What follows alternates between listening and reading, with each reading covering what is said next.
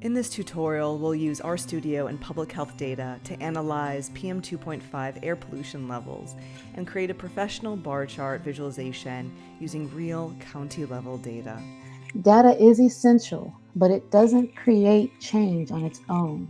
It's only powerful when people can understand it and use it. My name is Shamini. Diana Saad. Teresa. Tracy Flood. Janelle James, and I am excited to welcome you all to BroadStreet's Data Challenge. What's brought me to learning R is realizing that it's essential to know programming languages like R and Python as well. We will be querying air pollution data on the National Environmental Public Health Tracking Network, and then preparing the data to be visualized in the form of a bar chart, as you can see here. The main learning objective is to practice your R programming skills using an online tool called Posit Cloud, and this tool closely resembles the desktop version of RStudio. What this graph shows is the counties with the highest air pollution levels in 2020 for the state of Washington. We're specifically looking at the levels of a pollutant called PM 2.5. We've included a vertical line over here to indicate the US Environmental Protection Agency's standard for PM 2.5, which has been set at 9 micrograms per cubic meter. In this graph, we've also included a descriptive caption, and I want to draw your attention to this section over here because we will be using R to calculate a couple of metrics, specifically the number of people and the percent of the state population that are living in areas where air pollution is higher than that standard, the EPA standard, and also comparing the state percent to the US percent. And we've made this text dynamic so it updates what's there in the caption based on the percent of the population that's exposed to high air pollution levels. And in addition, we've also included a little bit on why we're focusing on PM 2.5. And then we also have our data source, a citation, and the abbreviations that we've used in this graph. So we'll be starting by showing you where we downloaded the data from, and then we'll move into Posit Cloud, creating an account and installing some key packages. And then once we've done that, we'll dive into the R code. I'll walk you through the code that we've prepared.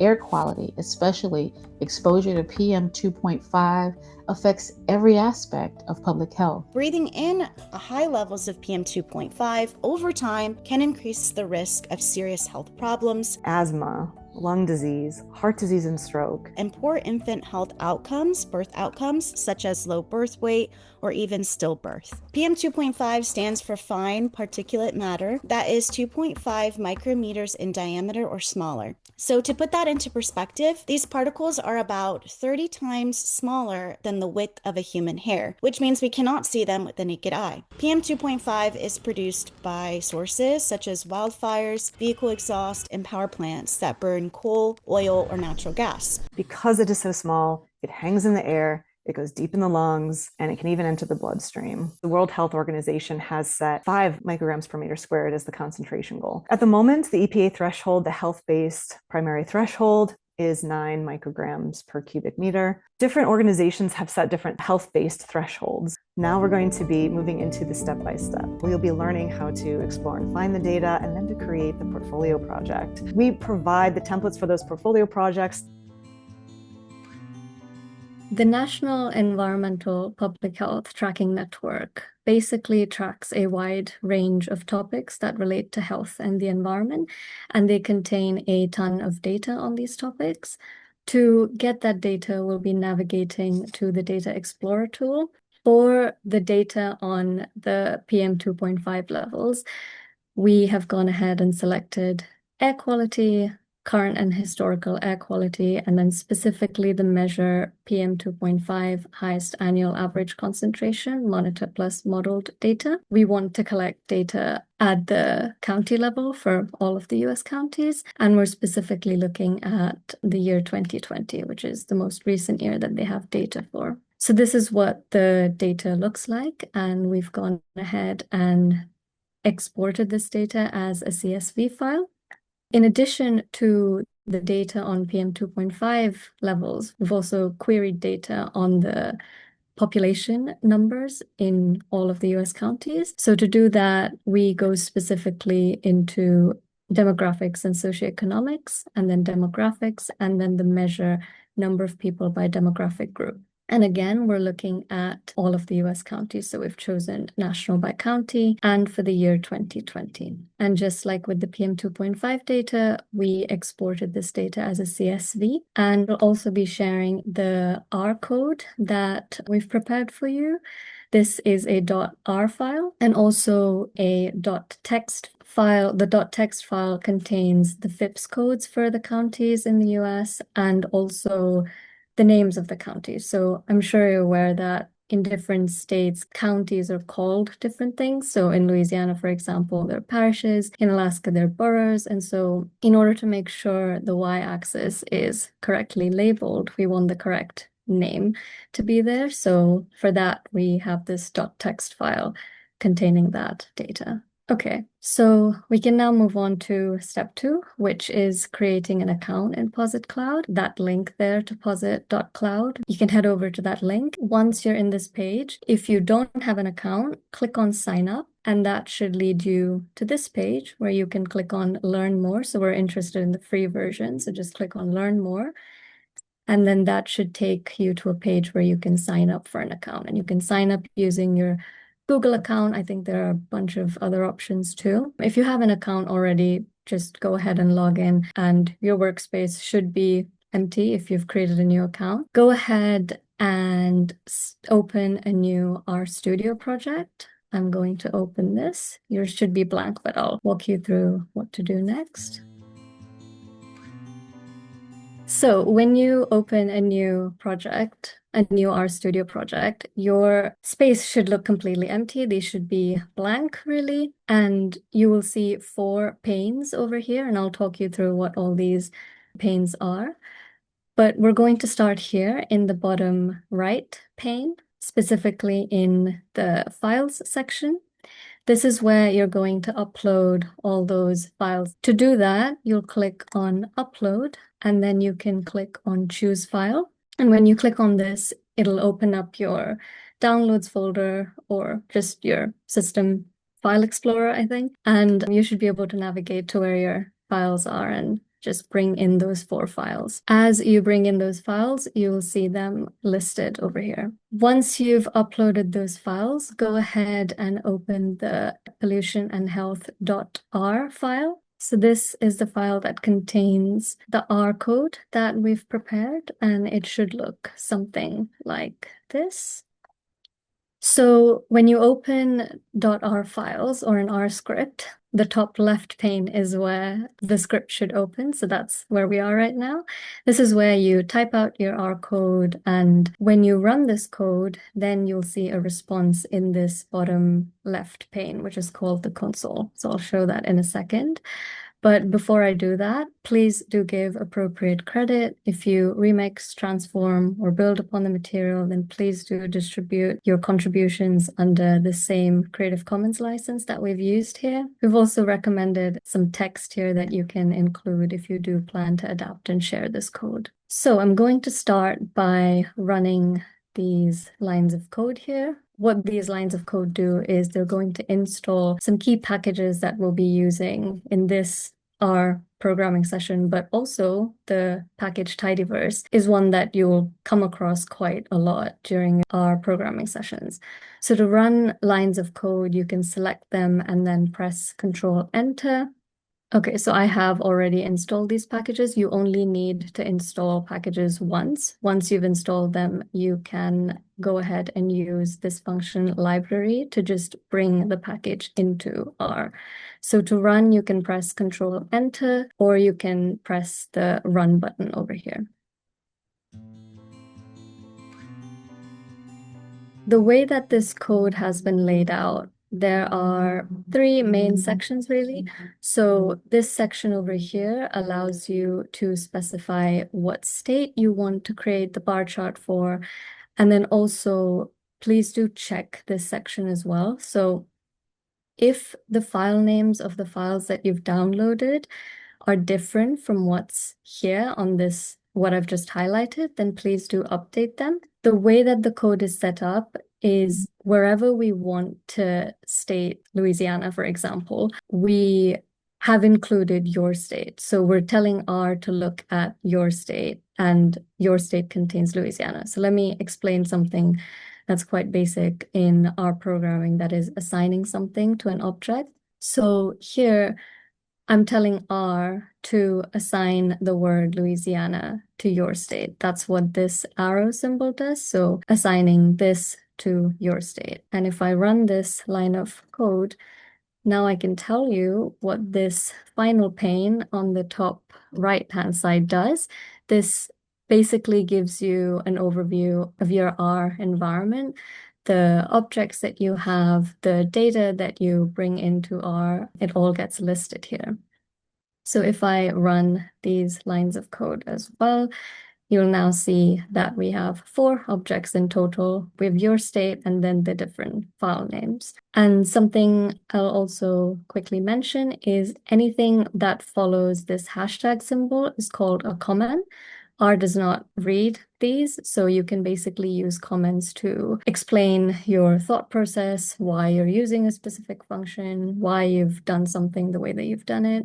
That's what comments are for. So the rest of this code script is divided into 2 parts. First, we have this part where we'll be calculating those metrics that I mentioned at the start of this walkthrough, if you remember. So for example, the population, number of people in a state who are exposed to PM 2.5 levels greater than the standard, and also the US average as well.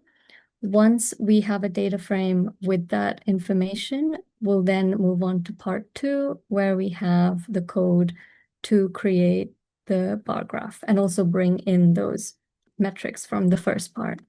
So I'm going to run this code. I'll go through it, giving you an overview, and I'll show you what the output is. The first 2 sections here, they are bringing in the PM 2.5 data and the population data that are in those CSV files, which Teresa sent.